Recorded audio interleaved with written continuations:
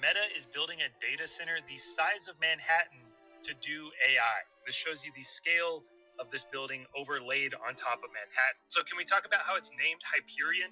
Book about how AI is out to destroy humanity. Then they have a different data center called Prometheus coming online in 2026. Zuckerberg said, quote, "We're building multiple more Titan clusters as." Truly unbelievable. I mean, they don't even try to hide their polytheistic beliefs. It's right in our face, naming data centers Prometheus, Hyperion, with Titan clusters. For those wondering, both Prometheus and Hyperion are both Titans. And yes, ancient Roman and Greek theology was polytheistic. For those who do not know, is based on the assumption that there were many gods and goddesses. These polytheistic beliefs go all the way back to the pre-flood world, the antediluvian world, where you have the seed of Cain with the corruption, with the evil, not to mention the fallen angels who come down here that then corrupt mankind.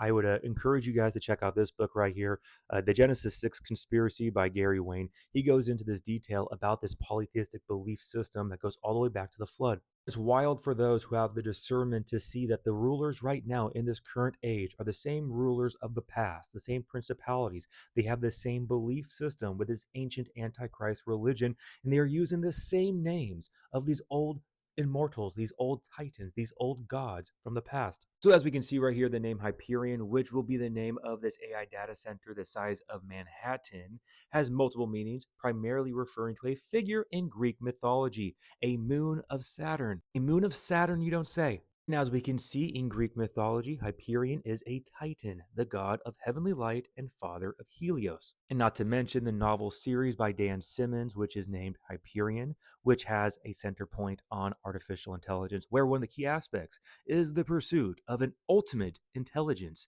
a godlike AI intended to predict the future. Oh, you don't say. Now that we see Hyperion is the name of a Saturn moon and also the name of a Greek Titan, a Greek god, how about we check out Prometheus? Which, of course, go figure, Prometheus is a Greek Titan, the fire god, who tricked Zeus to give humanity fire and the skills of metalwork and survival. For as a punishment for this rebellion, Zeus chained Prometheus to a mountain and had an eagle eat his immortal liver. Now, an interesting side note here for you guys is how Prometheus within the mystery religions is compared to Lucifer, he who brings the light. So in these mystery religions, they see Lucifer, the one who came down to give us knowledge of good and evil, as the good guy.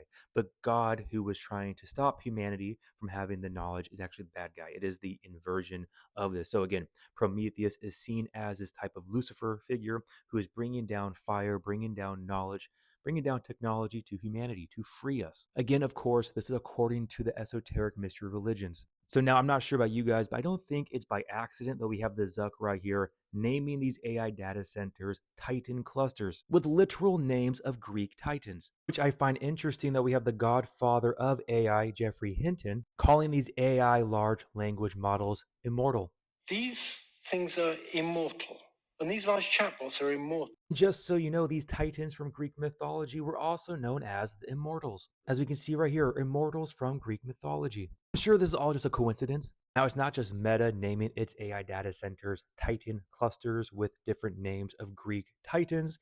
We also have xAI's Colossus, which is a supercomputer built by Mr. Chip in the Brain. Where we can see right here, Colossus typically refers to a gigantic statue, and most famously, the Colossus of Rhodes, which for those who do not know, the Colossus of Rhodes was a statue of the Greek sun god Helios. You know, Helios, the son of Hyperion the Titan, which as we know, Hyperion is a moon of Saturn. You know, Saturn according to Roman mythology, or Kronos in the Greek, which is the god associated with the Golden Age, which was a mystical period of peace and prosperity. Saturn, the Roman god, is identified with the Greek Titan Kronos, who ruled during this era, the Golden Age, where during this time humans lived in harmony with the gods, or the immortals, the Titans, and there was no suffering. The Golden Age is depicted as a time of abundance and equality, where mortals lived like gods. Where do I keep hearing about this Golden Age again? Oh yeah, that's right. Proudly proclaim that the golden age of America is upon us. I mean, I'm sure it's just a coincidence that we see Saturn symbolism literally everywhere. I mean, nothing to see here. Not to mention Mr. Golden Dawn's obsession with Greek mythology and the Greek god Apollo, which, as we know, in his New York apartment complex, he has different Apollo paintings and murals. We also have other statues of Greek mythology like Eros and Psyche. I also find it wild that he just received this World Cup statue the other week, which looks like a chronosphere. For those who do not know, a chronosphere looks like this. Which, as we can see right here, chronosphere has two distinct meanings in the context of the Disney movie Alice Through the Looking Glass. Now, that's a whole other rabbit hole on its own about the looking glass, but it refers to a device that allows for time travel. And guess what? This chronosphere also goes back to Greek mythology, but do not confuse this Chronos with Saturn or the Chronos of the Golden Age. This Chronos in Greek mythology is a primordial god who embodies time itself, distinct from the Titan Chronos, where he is often depicted as a serpent with 3 heads or a winged elderly man with a scythe and an hourglass. And I guess it's just a coincidence that these individuals named this giant AI partnership or Project Stargate, which, go figure, Stargate's mythology is a blend of science fiction and real world mythologies with advanced alien races posing as gods and manipulating human civilizations. These series draw heavily from ancient Egyptian and Greek mythology. Again, the key point I want to leave here is these aliens who pose as gods. Now, the main point of a Stargate is that it is a device that creates a stable artificial wormhole. In other words, it is a portal. And I guess it's just a coincidence that this Stargate project with AI data centers is partnered with the company Oracle, where, you guessed it, everything gets traced back to polytheistic Greek mythology. Oracles were places or individuals believed to communicate divine messages, often prophecies from the gods. Where we can see down here, the most famous oracle was the Oracle of Delphi, associated with the god Apollo. Apollo, you don't say. Now, of course, speaking of stargates and portals, it makes me think of CERN. You know, the Large Hadron Collider that is using AI to smash particles at light speed to try to find the God particle? Where their logo is literally a portal with 3 sixes, and they have a statue of the Hindu god Shiva, which is the god of destruction. I'm sure this all means nothing.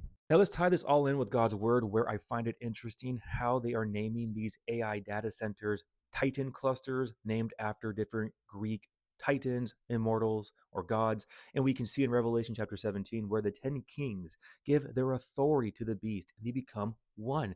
These are of one mind, and they will give their power and authority to the beast. Likewise, down here in verse 17, for God has put it in their hearts to fulfill his purpose, to be of one mind, and to give their kingdom to the beast. So this all makes me sure think that this ancient antichrist religion of polytheism is coming back to the forefront through AI data centers and these different AI entities or deities. But I find it very interesting going into Daniel chapter 11 about the little horn, the man of lawlessness, the Antichrist, where we can see he shall regard neither the God of his fathers, nor the desire of women, nor regard any God, for he shall exalt himself above them all. But in their place he shall honor a God of fortresses. I've said this before and I will say it again. AI data centers sure look like fortresses, especially if they're going to make these AI data centers the size of Manhattan. And a God which his fathers did not know, he shall honor with gold, silver, and precious stones. What a wild coincidence. Did you know that these AI data center fortresses are made up of GPUs, which are made of gold, silver, and precious stones?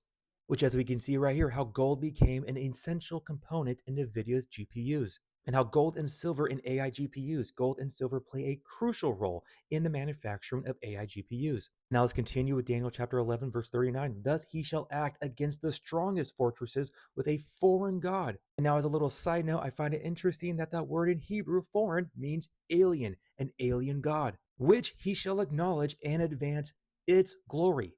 Its glory, not hers or his, its glory. Advancing the glory of this AI titan, this AI immortal, a god which his fathers did not know. Now, that being said, I ran out of time trying to fit as much information as possible within 10 minutes. Hopefully, you were able to pick up what I'm laying down. But through this all, we continue to focus our eyes upon the Lord, understanding that he is the author and perfecter of our faith, and that we do not wrestle with flesh and blood, but against principalities in the heavenly realm. So continue to focus, living by faith and not by sight. I love you guys all so much. God bless. Remember, the just shall live by faith.